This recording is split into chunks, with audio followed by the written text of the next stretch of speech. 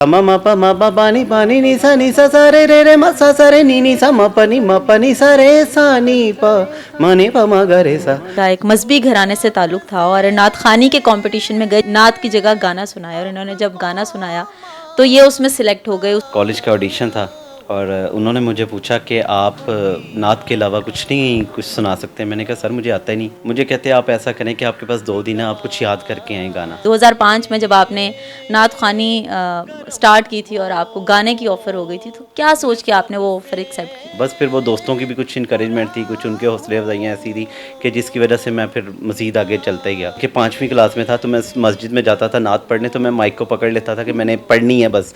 Showbiz की field को छोड़ के आप दोबारा से दीन इस्लाम की तरफ आए। मैं अगर कहूँ कि मैंने किया तो मैंने कुछ नहीं किया, अल्लाह की तरफ से कुछ करम नवाजियाँ हुई कि मैं वापस आ गया। आपको मांगता हूँ, फ़कीर आपका हूँ, निगाहे करम हो। अस्सलाम वालेकुम। दस्तक टीवी के साथ मेरा नाम हिफ्सा ताहिर है। मेरे साथ इस वक्त एक ऐसी शख्सियत मौजूद है जिन्होंने 2005 में अपने कैरियर का आगाज़ किया। इनका एक मजहबी घराने से ताल्लुक़ था और नात खानी के कंपटीशन में गए। जिस तरह यूनिवर्सिटीज़ में डिफरेंट कंपटीशन होते हैं, पार्टिसिपेट करने गए तो वहाँ पर इनको ऑफ़र हुई और कहा गया कि आप हमें नात की जगह गाना सुनाएं, और इन्होंने जब गाना सुनाया तो ये उसमें सिलेक्ट हो गए। उसके बाद इनकी शोबिज़ की जर्नी स्टार्ट होती है, जो कि 2011 तक जाती है। बेशुमार इन्होंने लाइव कॉन्सर्ट्स किए, एल्बम रिकॉर्ड्स करवाई, पैरोडीज़ की, और न जाने इस फील्ड में अपना लोहा कहाँ तक मनवाया। जब भी ये इस फील्ड में, शोबिज़ की फ़ील्ड में, सिंगिंग की फ़ील्ड में अपने अरूज पे थे, तो अल्लाह ताला की तरफ से इनके दिल में एक ऐसी बात आती है कि शोबिज़ को खैराबाद कह के दोबारा से नात खानी की तरफ कन्वर्ट होते हैं। और आज जबकि 2023 चल रहा है और 2023 में आप इनको डिफरेंट चैनल्स में रबीउल अव्वल के मौके पे और डिफरेंट दीनी मौके पे नात खानी करते हुए सुनते होंगे। आइए ज़रा देखते हैं इनका ये शोबिज़ से दोबारा से दीन इस्लाम की तरफ राग़िब होने का जो सफ़र है वो किस तरह से रहा। अस्सलाम वालेकुम। वालेकुम सलाम। सर, कैसे हैं आप? जी अल्हम्दुलिल्लाह। बड़ी खुशी हुई सबसे पहले आपसे मिलके और ये जान के कि एक शोबिज़ की फ़ील्ड को छोड़ के आप दोबारा से दीन इस्लाम की तरफ आए। सर, मुझे ये बताएं, जब आप अपने लड़कपन में थे, हर कोई बहक जाता है, जिस तरह आपने बताया आप बहक गए। 2005 में जब आपने नात खानी स्टार्ट की थी और आपको गाने की ऑफ़र हो गई थी, तो क्या सोच के आपने वो ऑफ़र एक्सेप्ट की? असल में मैं गया, मेरे एक सर थे, कॉलेज का ऑडिशन था और उन्होंने मुझे पूछा कि आप नात के अलावा कुछ नहीं कुछ सुना सकते हैं। मैंने कहा सर मुझे आता ही नहीं, क्योंकि मेरे फैमिली में कभी किसी ने गाना सुना भी नहीं था। मुझे कहते आप ऐसा करें कि आपके पास 2 दिन है, आप कुछ याद करके आएँ गाना। उस वक्त इब्रारुल हक का एक कलाम ही था, वो भी आरफाना, तेरे रंग रंग के नाम से। वो उस दौर में था 2005 में। वो मैंने याद कर लिया क्योंकि वो भी सूफियाना टाइप कलाम था और मैं समझता था इसमें म्यूज़िक है तो ये गाना है। तो मैंने उनको सुना दिया आकर। मैंने जब सुनाया तो उन्होंने मेरा कंपटीशन करवा दिया कॉलेज में। कॉलेज लाइफ में उस वक्त शायद 102 कैंडिडेट्स थे, उनमें से एक मैं फ़र्स्ट आया और सिलेक्ट जब हो गया उसके बाद आपको पता है कि एक ऐसी वो लाइफ होती है कि जब आपको एक दफ़ा इनकरेजमेंट मिलती है ना, फिर आप आगे से आगे जाने का सोचते हो। बस फिर वो दोस्तों की भी कुछ इनकरेजमेंट थी, कुछ उनके हौसले अफ़ज़ाइयाँ ऐसी थी कि जिसकी वजह से मैं फिर मज़ीद आगे चलता ही गया। मतलब आपने कहा अब मैं शोबिज़ को ही करूँगा, भूल गए आप कि आप नात खानी के लिए आए थे। बिल्कुल वो ऐसा ही होता है, क्योंकि कभी-कभी जो है ना वो आपके ऊपर ऐसी चीज़ गालिब आ जाती है जिसका इम्कान तो नहीं होता, लेकिन जब इम्कान बनता है तो वो बिल्कुल छा जाती है। कहते हैं ना कि शैतान इंसान को वर्गला देता है, कहीं वही सीन तो नहीं हुआ आपके साथ? कह भी सकते हैं आप। असल में अगर मैं ये भी कहूँ कि क्योंकि मैंने प्रॉपर उसको सीखा, तो सीखने के बाद जब मैं आपको ये बताऊँ कि इल्म कोई भी है उसका फ़ायदा भी है, उसका नुकसान भी है। अब आपके ऊपर डिपेंड करता है आप उससे फ़ायदा लेते हैं या नुकसान लेते हैं। जब मैं उस वक़्त भी गाने भी गाता था तो मैं ज़्यादातर आरफ़ाना कलाम की तरफ ही राग़िब रहा और मेरा क्योंकि शायद वो एक असर होता है कि दीनी माहौल में बंदा जब पीछे से एक करंट आपको होता है ना, वो करंट आपको मुसलसल याद कहीं न कहीं आता रहता है कि हाँ, मेरा दीन के साथ कुछ कनेक्शन है। वो कनेक्शन जो है वो एक वक़्त में आके फिर स्ट्रॉन्ग होता है, उसके बाद फिर आप एक ही तरफ हो जाते मुझे हैं। ये बताएं, वो जो आपने इब्रारुल हक का पहला कलाम तैयार किया था और वो सुनाया था, जो जिसके बेस पे आपका पहला कदम पड़ा था शोबिज़ में, वो ज़रा सुना दें। ज़रा वो कैसे आपने सीख लिया? बस उस वक़्त तो पता कुछ भी नहीं था, लेकिन उस वक्त मुझे अब भी वो लाइनें याद हैं, क्योंकि उसमें एक थी वो इल्म, मुझे फिर जब मैंने सीखा तो पता लगा कि उसको सरगम कहते हैं। मैंने वो भी याद कर ली, लेकिन मुझे नहीं पता था। तो जब मैं सर के पास गया, मुझे कहते यार तुमने तो ये भी याद कर लिया, तुम तो कहते हैं मुझे आता ही नहीं है। मैंने कहा जी आपने मुझे एक टास्क दिया था, मैंने उसके लिए बस किया सारा कुछ। वो था वो, तेरे रंग रंग तेरे रंग रंग तेरे रंग रंग तेरे रंग रंग तेरे रंग रंग तेरे रंग रंग ये रंग रंग मौला रंग रंग तेरे रंग रंग तेरे रंग रंग। अब इसमें थी वो एक सारे सा नी सारे मगा सारे सा नी सारे पामा सा मा मा पा मा पा पानी पानी नी सा सारे रे मा सा सारे नी सा मा पा नी सा रे सा नी पा मा नी पा मा गा रे सा। मैंने ये भी सुना दी उनको।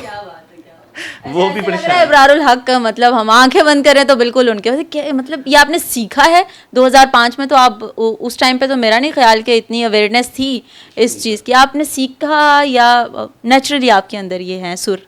मैं समझता हूँ कि ये बाय गॉड होते हैं, क्योंकि बचपन में मैं इसको कह सकता हूँ कि बचपन में मेरे में था।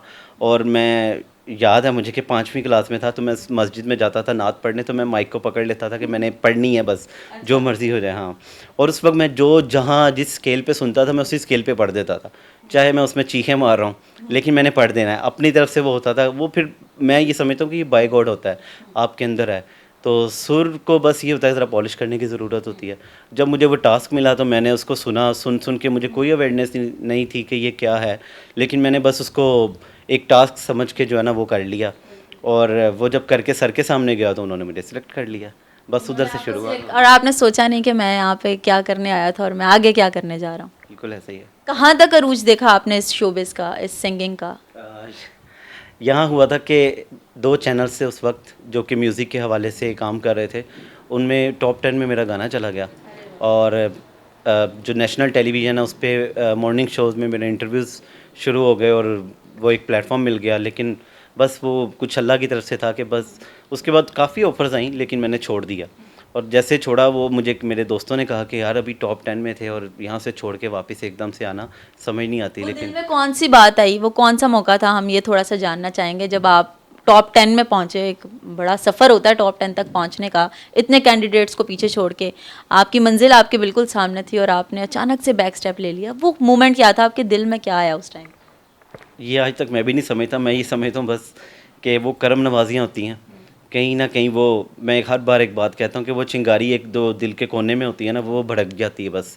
तो उसका शायद भड़कने का टाइम आ गया था, वो भड़की और उसने मुझे वापस दीन की तरफ माइल कर दिया। तो उसके अलावा मुझे और कुछ समझ नहीं आता। मैं अगर कहूँ कि मैंने किया तो मैंने कुछ नहीं किया, अल्लाह की तरफ से कुछ करम नवाजियाँ हुई कि मैं वापस आ गया। मसवी घराने से आपका ताल्लुक़ है। जिस वक्त आप गाने की तरफ लगे या शोबिस की तरफ गए, सबसे पहले तो घर वालों ने टांग खींची होगी, घर वालों ने कहा होगा कि कौन सी तरफ जा रहा है। वो किस तरह से आपने फेस किया? ज़िंदगी के 5-6 साल आपने गुजार दिए हैं सिंगिंग में, तो वो जो ख़ानदानी प्रेशर होता है, ख़ासतौर पे एक मजहबी घराने का लड़का जो है वो जाके स्टेज परफॉर्मेंस कर रहा है, गा रहा है, नाच रहा है, लोगों के सामने एंटरटेन कर रहा है लोगों को, वो प्रेशर आपने कैसे फेस किया?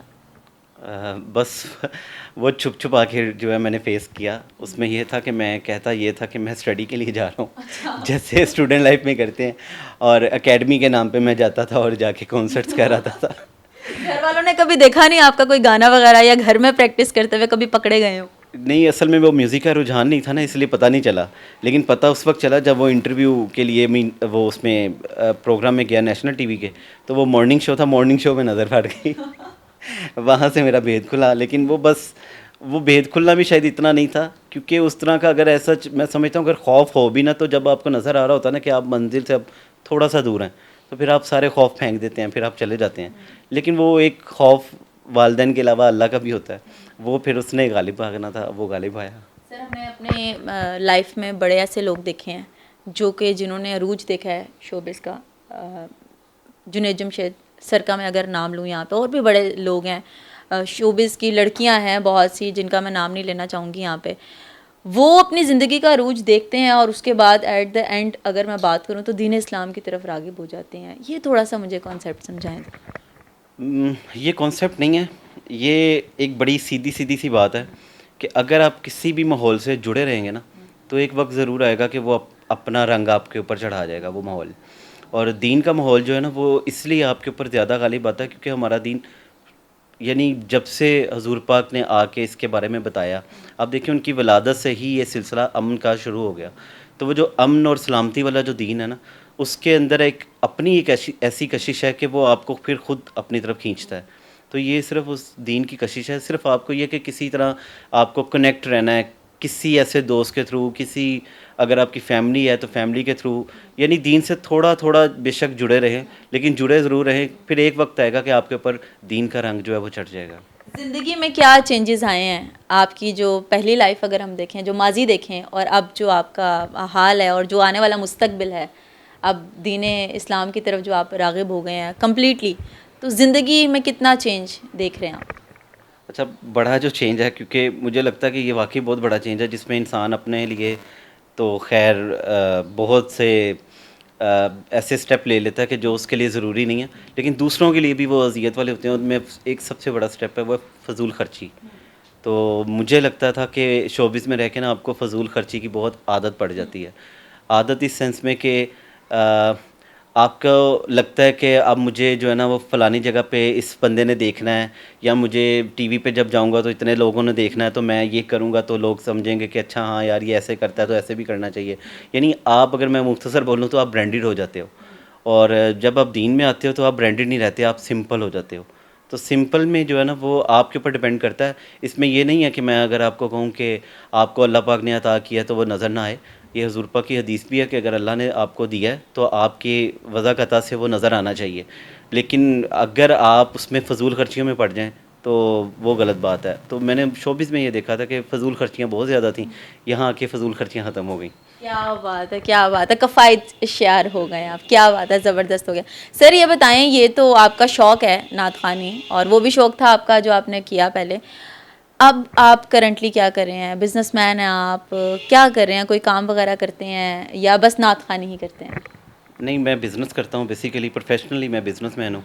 मेरा इलेक्ट्रॉनिक्स का बिज़नेस है, लेकिन नात ख़वानी चूँकि शौक़ है और बचपन से एक रंग था अंदर, वो सिर्फ़ भरा नहीं जा रहा था, कोई कैनवस नहीं मुझे मिल रहा था। तो वो अल्लाह का शुक्र है कि अल्लाह पाक ने उसको निखार के जब सामने लेके आए हैं, तो वो मुझे कैनवस भी मिल गया और मुझे वो रंग भरने के मौके भी मिल गए।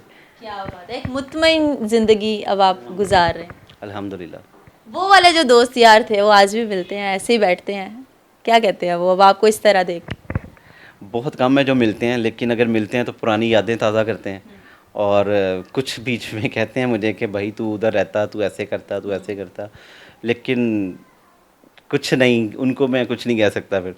वो बहुत अच्छी तरह अभी जो है ना वो उसमें, मैं क्या लफ़्ज़ यूज़ करूँ कि वो ना अपने उस जो जो ट्र उसका उनका जो सर्कल है ना, उसमें अभी वो चल रहे हैं बस। उनको अभी कुछ दाएँ-बाएँ की होश नहीं है। लेकिन मुझे लगता है कि एक ना एक वक़्त आता है कि इंसान जो है ना वो सोचता है कि हाँ यार, ये मैंने बहुत किया, मुझे इसमें से कुछ नहीं मिला, तो मैं कुछ ऐसा करूँ जहाँ से मुझे कुछ मिले भी। तो वो वक़्ती तौर पे आपको शायद पैसा नज़र आ रहा होता है, लेकिन पैसा सारी ज़िंदगी के लिए नहीं है, कुछ ज़रूरतों के लिए है। और जब आपके पास, वो कहते हैं ना, excess of everything is bad, तो जब आपके पास बहुत ज़्यादा हो जाए, फिर आप जब डी ट्रैक होते हैं ना, क्योंकि एक तो ऑलरेडी डी ट्रैक और उसके बाद भी आप डी ट्रैक हो जाते हैं, वो बड़ी ये ऐसी बारीक बात है कि जब उसमें हो जाए ना आप, तो फिर आपको नज़र आता है कि नहीं यार, मैंने तो इसमें आके सारा कुछ खो दिया है।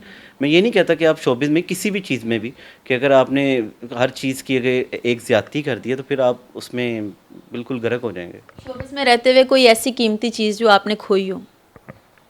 नहीं, ऐसा कुछ ऐसा नहीं, कुछ भी नहीं, कुछ भी नहीं खोया। कुछ भी नहीं। और नात ख़वानी में आके आपने क्या पाया? सुकून सबसे बड़ी बात, क्योंकि आप देखें कि इस चीज़ पे ना आपको बड़ा, मैं कभी कभी खुद से, यानी जा रहा हूँ और रास्ते में मुझे गाड़ी में जाते हुए ख्याल आएगा कि यार, कि अल्लाह का शुक्र है कि मैं एक ना वो वाला काम कर रहा हूँ जिससे मैं सेटिस्फाई हूँ। तो वो सेटिस्फेक्शन जो होती है ना, वो आपके हर तरह के सुकून के लिए काफ़ी है, ज़हनी तौर पे, जिस्मानी, हर तरह के सुकून के लिए आप बिल्कुल रिलैक्स हो जाते हो। क्या बात है जी, ये थी हमारी आज की कहानी। सर आपसे नात सुनेंगे, लेकिन वो एंड पे सुनेंगे, मैं एक्स्ट्रा दे देती हूँ, उसके बाद हम आपसे ज़रूर एक नात सुनेंगे। ये थी जी हमारी आज की स्टोरी, और जिस तरह से आपको सर बता रहे थे कि किस तरह से वो शोबिज़ की लाइफ छोड़ के दीन इस्लाम की तरफ राग़िब हो गए हैं। खोया इन्होंने ज़िंदगी में कुछ नहीं, लेकिन दीन इस्लाम की राह में आने के बाद इन्होंने पाया बहुत कुछ है। और सबसे बढ़ के जो चीज़ पाई है वो ज़हनी सुकून है। और इंसान को आजकल की लाइफ में जहाँ सुकून हासिल है वही उसकी ज़िंदगी और वही उसका कुल असासा है। मुझे इस वक्त आप इजाज़त दें और उम्मीद है कि आपको आज की स्टोरी अच्छी लगी होगी। सर से हम जाते जाते नात सुनते हैं और हम भी इस्तिफ़ादा हासिल करते हैं। सर आपकी नात का थोड़ा सा ये सरापा खता हूँ, निगाहे करम हो, मैं सबसे बुरा हूँ, निगाहे करम हो, सरापा खता हूँ।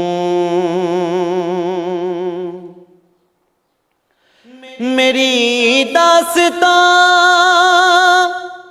मुख्तसर हो रही है,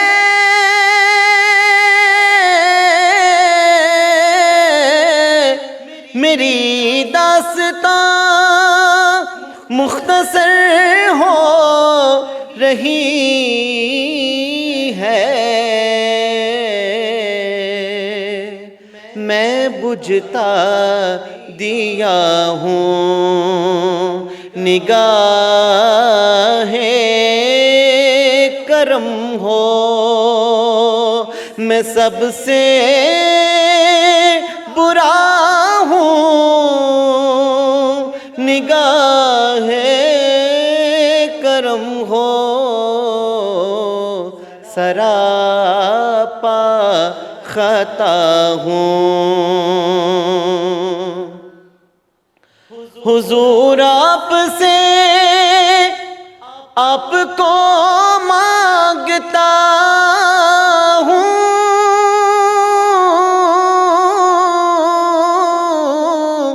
हुजूर आपसे आपको मांगता हूँ, फकीर आपका हूँ, निगाहे करम हो, मैं सबसे बुरा हूँ, निगाहे करम हो, सरापा खता